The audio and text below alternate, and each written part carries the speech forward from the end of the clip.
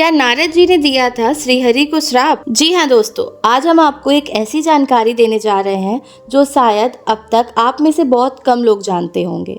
जी हाँ, ऐसा कहा जाता है कि नारद मुनि, जिनका हर समय ध्यान करते हैं, जिनका नाम उनके लिए अमूल्य है, उन्होंने ही उन्हें श्राप दे दिया था।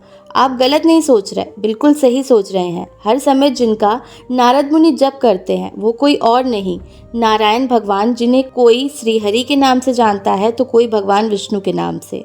धार्मिक ग्रंथों में इस पूरे संदर्भ से जुड़ी कई कथाएं वर्णित हैं। तो चलिए ज्यादा देर न करते हुए इस कथा को शुरू करते हैं। भगवत गीता के अनुसार नारद मुनि अपने पिछले जन्म में गंधर्व थे और उन्हें पृथ्वी पर जन्म लेने का श्राप मिला था। उनका जन्म एक नौकर के पुत्र के रूप में हुआ था जो संत पुजारियों के लिए काम करते थे।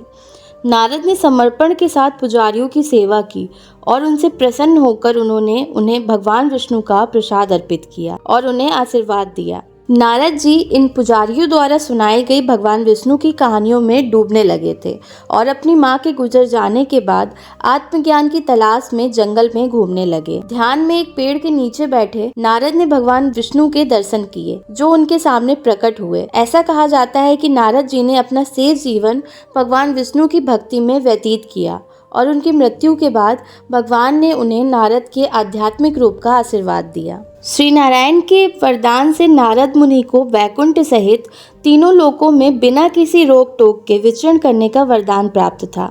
लेकिन ऐसा क्या हुआ कि अपने सबसे प्रिय विष्णु जी को ही उन्होंने श्राप दे दिया। रामायण के एक प्रसंग के अनुसार नारद जी को अहंकार आ गया था कि उन्होंने काम पर विजय प्राप्त कर ली है। श्रीहरि ने उनका अभिमान तोड़ने के लिए अपनी माया से एक नगर का निर्माण किया जिसमें एक सुंदर राजकन्या का स्वयंवर चल रहा था। उस स्वयंवर में नारद जी भी पहुंच गए और कन्या को देखकर अपनी सुध-बुध खो बैठे। कन्या से शादी करने के लिए नारद जी ने विष्णु जी से सुंदर रूप मांगा। अपने भक्त नारद की भलाई के लिए भगवान विष्णु ने उन्हें बंदर का मुंह दे दिया और खुद स्वयंवर में पहुंचकर राजकुमारी को ब्याह कर ले गए। नारद जी ने जैसे ही अपना मुंह पानी में देखा तो वह क्रोधित हो गए और विष्णु जी को श्राप दे दिया कि उन्हें भी पत्नी वियोग सहना पड़ेगा और उस समय वानर ही उनकी सहायता करेंगे। भगवान विष्णु ने कहा कि ऐसा ही हो और नारद जी को माया से मुक्त कर दिया। तब देवर्षि को अपने कटु वचन और व्यवहार पर बहुत पछतावा हुआ और उन्होंने भगवान से क्षमा मांगी।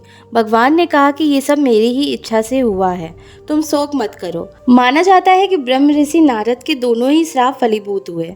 भगवान विष्णु को भगवान श्री राम के रूप में पृथ्वी पर अवतार भी लेना पड़ा, माता सीता का वियोग भी सहना पड़ा और वानरों की भी सहायता लेनी पड़ी। तो दोस्तों, ये वीडियो आपको कैसा लगा हमें कमेंट बॉक्स में जरूर बताएं और साथ ही साथ चैनल को सब्सक्राइब करना ना भूलें।